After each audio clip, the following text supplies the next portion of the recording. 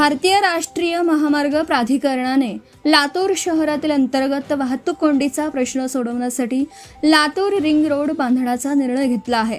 सुमारे 60 किलोमीटर लांबीच्या रिंग रोडचा सविस्तर आराखडा तयार करण्यासाठी सल्लागाराची नियुक्ती करण्यासाठी NHAIने निविदा मागवल्या होत्या. आर्थिक निविदा नुकत्याच खुल्या करण्यात आल्या असून या निविदेत ग्लोबल इन्फ्रा सोल्युशन कंपनीने बाजी मारली आहे. या कंपनीच्या निविदेला अंतिम मान्यता देऊन शक्य तितक्या लवकर आराखड्याच्या कामाला सुरुवात करण्याचं NHAIचं नियोजन आहे. लातूर शहरात आज घडीला अंतर्गत वाहतूक कोंडीचा प्रश्न गंभीर बनला आहे. लातूर शहरातून इतर जिल्ह्यात गावांमध्ये जाणाऱ्या अवजड प्रवासी वाहनांची संख्याही वाढली आहे.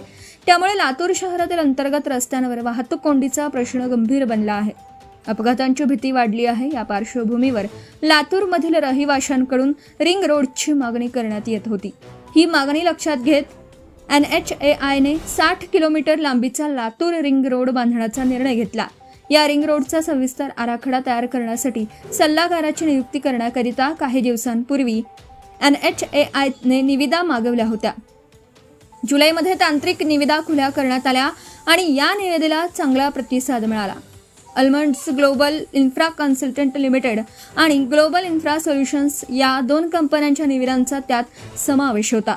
प्राप्त निविदांची छाननी करून NHAIने नुकत्याच आर्थिक निविदा खुल्या केल्या. यात ग्लोबल इन्फ्रा सोल्युशन कंपनीने बाजी मारली. ग्लोबल इन्फ्रा सोल्युशनच्या निविदेला आता अंतिम मान्यता घेतली जाईल. त्यानंतर सल्लागार म्हणून या कंपनीची नियुक्ती करून आराखड्याच्या कामाला सुरुवात केली जाणार आहे.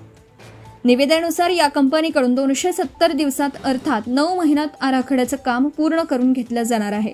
आराखडा पूर्ण झाल्यानंतर त्याला मान्यता घेऊन पुढील प्रक्रिया पूर्ण करून या कामासाठी निविदा प्रक्रिया राबवली जाईल. दरम्यान Latur ring road, Ausa road, Chandeshwar Kavha, Babhalgaon, Nanded road आणि अंबेजोगाई रोड या परिसरांना जोडणारा आहे. हा रस्ता नेमका कसा असेल, कुठून सुरू होईल आणि कुठे संपेल, या प्रकल्पासाठी किती खर्च येईल, या सर्व बाबी आराखडा अंतिम झाल्यानंतर स्पष्ट होतील. मात्र हा प्रकल्प पूर्ण होऊन रिंग रोड वाहतूक सेवेत दाखल झाल्यास लातूरकरांना मोठा दिलासा मिळेल.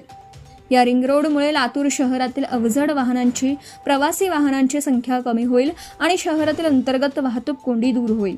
त्यामुळे हा प्रकल्प लातूरवासियांच्या दृष्टीने अत्यंत महत्त्वाचा मानला जात आहे.